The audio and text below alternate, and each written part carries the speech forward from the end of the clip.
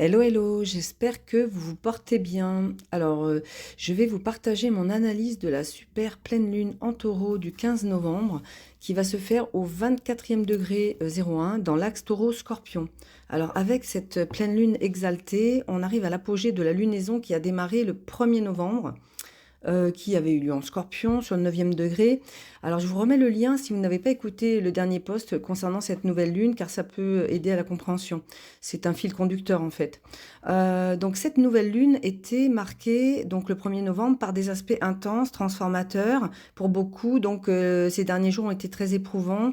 Des crises profondes. Alors je ne sais pas pour vous, laissez-moi des commentaires pour m'expliquer un petit peu comment s'est passée cette nouvelle lune. Pour moi, en tout cas, ça a été très violent, j'en ai même perdu ma voix.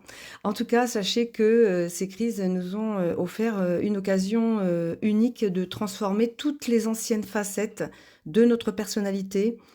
Et il y a eu beaucoup de prise de conscience.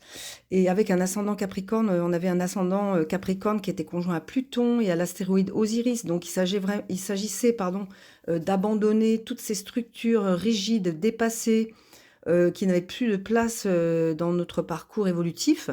Donc voilà, le message était assez clair que pour accéder à un niveau de conscience supérieur, bah, il nous fallait rompre avec ces schémas obsolètes, donc lâcher toutes ces habitudes et pour vraiment s'aligner sur notre destin authentique. Alors, où en sommes-nous aujourd'hui? Parce que, en fait, pour rappel, quand on a une pleine lune, c'est la culmination. Donc c'est vrai qu'elle vient soit nous apporter une récolte, soit nous fait, comment dirais-je, elle nous apporte des informations complémentaires pour qu'on puisse affiner, pour qu'on puisse réorienter nos intentions. Donc c'est vraiment une purification qui nous aide à lâcher ce qui nous dessert. Cette pleine lune, elle active vraiment un processus de libération des énergies qui freinent notre avancée. Donc elle se passe dans l'axe 4-10, donc en plus c'est un axe intercepté là. Cet apogée donc va nous pousser à revisiter les fondations de notre vie privée et de nos valeurs personnelles pour qu'on puisse bâtir une nouvelle base émotionnelle plus authentique qui va nous soutenir dans notre vision de destinée ou de notre carrière, bref, enfin dans notre place concrètement dans le monde. Et en sachant qu'une fois que c'est revisité, le soleil en 10 appelle à exprimer cette authenticité dans la société, dans notre vie, voilà. Et elle se fait donc, comme je disais, dans l'axe taureau-scorpion, qui est l'axe des possessions. Alors, je vais reparler un petit peu des différents signes dans cet axe. Le taureau, donc signe de terre, attaché à la stabilité, au confort, à la notion de sécurité, donc qu'elle soit matérielle, affective, financière, et gouvernée par Vénus, qui vient de passer en Capricorne, et qui s'est mis d'ailleurs au carré de l'axe des nœuds, notre boussole cosmique, le nœud nord, au carré de Vénus. Donc il y a des choses à comprendre ici. Donc cet attachement au bien et au confort en taureau peut conduire à des comportements possessifs. Le taureau, il peut être trop attaché à la routine, refusant le changement par peur de l'inconnu, par peur de perdre ce qu'il possède, donc il n'aime pas être bousculé. Mais avec Uranus, donc, il s'adapte déjà là depuis 2018. Donc le défi en taureau ici, face au scorpion, c'est de trouver l'équilibre entre sécurité, flexibilité, et s'ouvrir plus à la confiance et au détachement pour ne pas freiner notre croissance. De l'autre côté, donc on a le Scorpion, signe d'eau qui est gouverné par Pluton et Mars. Et là, je vous invite à réécouter, si vous ne l'avez pas fait, le post que j'ai fait sur Mars et Pluton en opposition, parce que ça va nous occuper jusqu'au mois de mai, enfin par petite période, puisqu'ils vont se détacher. Et après, il y a des conjonctions qui vont se reformer, puisque Mars va rétrograder et revenir ensuite en opposition à Pluton en Verseau. Donc, ce signe du Scorpion, signe des crises, des transformations, l'intensité émotionnelle, le pouvoir intérieur. Donc voilà, le Scorpion, c'est l'art de se dépouiller de tout ce qui est superficiel pour renaître avec une force nouvelle. En fait, là, on doit trouver notre pouvoir dans la guérison de nos ombres, laisser partir ce qui nous alourdit. Et là où le taureau cherche la stabilité, le scorpion, lui, il plonge dans les profondeurs de l'âme et il cherche à comprendre tout ce qui est caché.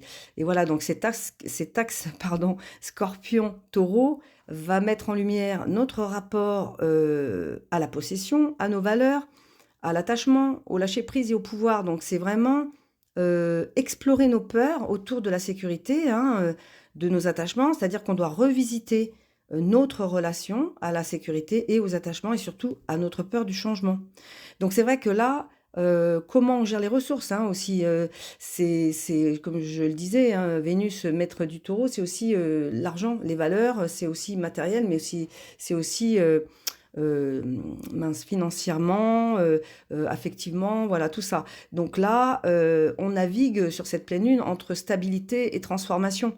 Surtout qu'on est encore à la saison de Scorpion, donc là, c'est vraiment la dernière ligne droite. Pluton va bientôt arriver en Verseau, donc faisons bien le travail avant, quoi.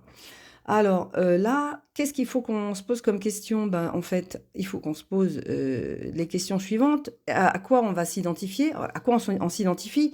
Est-ce qu'on s'identifie à nos possessions, à notre statut, à notre confort matériel? Alors, statut, ça peut être statut de mariage, au niveau professionnel. Voilà. Qu'est-ce que je dois laisser partir? Qu'est-ce que j'ai peur de perdre si je pars? Et qu'est-ce qui m'empêche d'évoluer, en fait, et d'avancer? C'est vraiment très important de se poser ces questions-là. Alors voilà, donc en travaillant cet axe, puisqu'en plus il est intercepté, donc ça veut dire qu'il faut vraiment qu'on le travaille. On doit être capable de gérer les crises, de transformer notre rapport aux possessions, au pouvoir, et pour ne plus dépendre en fait des possessions extérieures pour être en sécurité. C'est l'art de l'équilibre entre posséder sans s'attacher et transformer sans craindre de perdre. Donc bon, je vais pas être trop longue, mais je vais synthétiser un petit peu cette analyse parce que j'ai trouvé deux conjonctions astéroïdiennes qui m'ont beaucoup inspirée, mais c'était vraiment une synchronicité. D'un côté, on a Lune-Uranus en Taureau, conjoint à l'astéroïde Magdalena. Et de l'autre, on a Soleil Scorpion conjoint à l'astéroïde Typhon. Alors je vais vous lire les nuages de sens qui sont extraits des livres de Héliastro qui s'appelle Le langage de la microastrologie. Ça parle déjà dans les mots-clés, hein. Donc l'astéroïde Magdalena, alors les mots-clés, c'est foi, résurrection, spiritualité, détachement, méditation. Donc ça évoque bien sûr, tout le monde l'a compris, la Sainte Marie de Magdala, donc Marie-Madeleine, compagne de Jésus. Alors ce qui évoque ici un message d'élévation, une grande colombe blanche porteuse d'un message, donc qui résume cette pleine lune et la représentation de la foi, et l'accès aussi à un niveau de spiritualité, hein, avec Uranus conjoint lune, il y a des prises de conscience. Donc là, ça nous invite au détachement du plan matériel, émotionnel et mental pour accéder à des plans spirituels beaucoup plus élevés. Et donc, Magdalena, ici, est une protection. Donc, les efforts sincères, persévérants, vont être récompensés pour ceux qui acceptent le chemin de la transformation, hein. Donc voilà, cette pleine lune électrique, hein, conjointe à Uranus, va nous libérer. Quelque chose d'inattendu peut arriver. Alors, qu'est-ce que ça va être? Bon, chacun, dans vos thèmes, ça peut être différent, mais en tout cas, lune Uranus, sextile Neptune, ça renforce cette connexion spirituelle et ça valide cette position de Magdalena. Alors, Typhon, les mots-clés. Terreur, lutte de pouvoir, désastre, centaure.